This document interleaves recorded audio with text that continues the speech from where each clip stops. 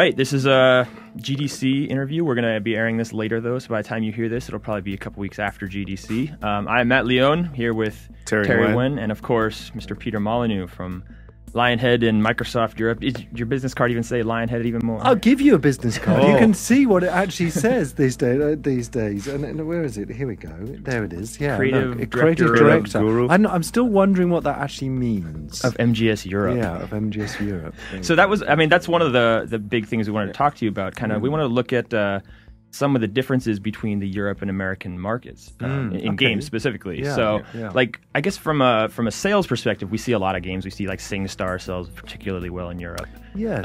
I'm curious why you think, or what you see as kind of the main differences in those two markets.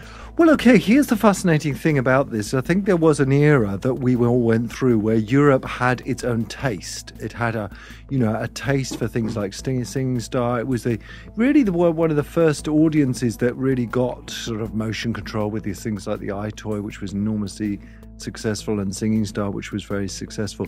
But really, has that continued? I'm not sure it really has. There are these regional differences where the French definitely enjoy a sort of more visual experience. The Germans, in general, love numbers. They love lots of numbers and manipulating numbers. This is grossly exaggerating. The English, they love characters breaking wind. It seems like that's a big thing for the British market. We're geographically halfway between America and in Europe in spirit, and so there are some regional differences. But the more I think about it, the more I realise that we all are making games for the world. All the studios in Europe and especially in Britain are actually, making games for the world. And if we start worrying about, hey, Germans like this and the Japanese like that and Americans like this, then, I think we drive ourselves crazy. Yeah, like I think a lot of people would say the art style in Fable seems somewhat European with the character designs. Yeah, the character designs. And we, the funny thing is, when we were making Fable, we didn't really sort of think, oh my gosh, we're British, let's make a British game and have a British sense of humour. And it was kind of you, the journalist, that went out and said, oh, this is a very British sense of humour. It's very like Monty Python-ish. And we were really... That's the only example we have when it comes to British sense of humour. Yeah. Or like Ricky Benny Gervais. Hill. Yeah, Ricky Gervais has now taken, kind of taken over the mantle of the British sense of humour.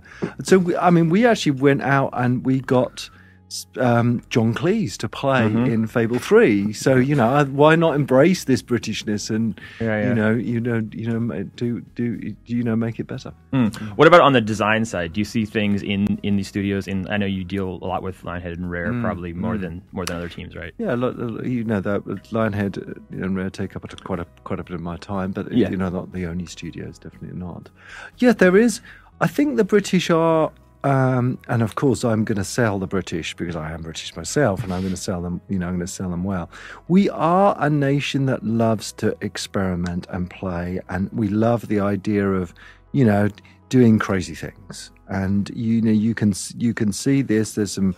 I look at Media Molecule, for example, and Little Big Planet. That to me, that is exactly what I mean by creativity and about these brave, slightly crazy steps. And I think some of the stuff that Lionhead and Bullfrog's been involved with, it's a bit crazy. It defies logic. And but there's something British about that. Where the British are terrible at doing is exploiting that creativity. These companies are always acquired by usually American companies like Microsoft. Yes, indeed. Do you think it's weird, like you mentioned Media Molecule, it seems like there's a whole lot of big name developers in Guildford right now? Is that kind of strange? Yeah, it is very strange. Guildford is quite a small little town. It's about a population of about 50,000. About 49 of those 1,000 are involved in computer games in some way or another. Yeah. So we have this really strange competition, and it's called the takeaway competition. It's where our takeaway restaurants deliver to first. Do they deliver to Lionhead, or do they deliver to EA, or do they deliver to Media Molecule, or do they deliver to Kuju? There's about 9 of these studios in this really strange, weird little Guildford town. You walk along through the supermarkets, you're forever bumping into people. Is there like a big sense of everybody kind of like going after each other's talent there, just considering the number of people in town? So we are supposed to have this gentleman's agreement.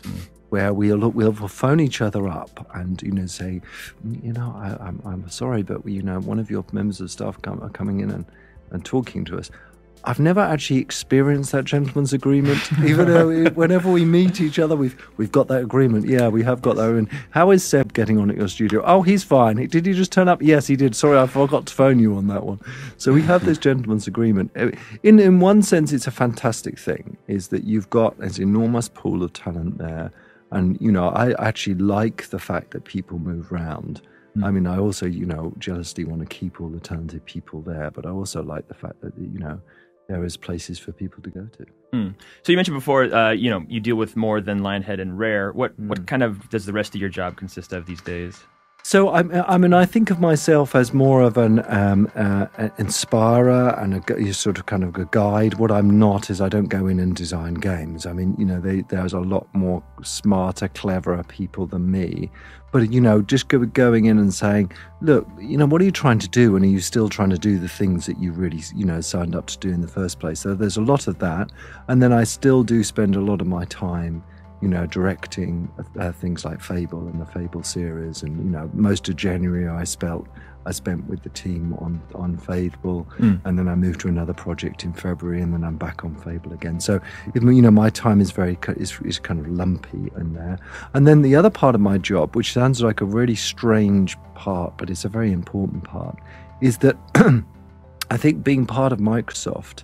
But being in the colonies, it really feels like we're in the colonies. And you need someone like me to go back and say, hey, remember us guys, we're the wacky English people that are doing that crazy stuff. And it's just useful for them to have someone like me to come back and remind them that there's this stuff going on. Are there other teams besides those two that are kind of directly under your purview?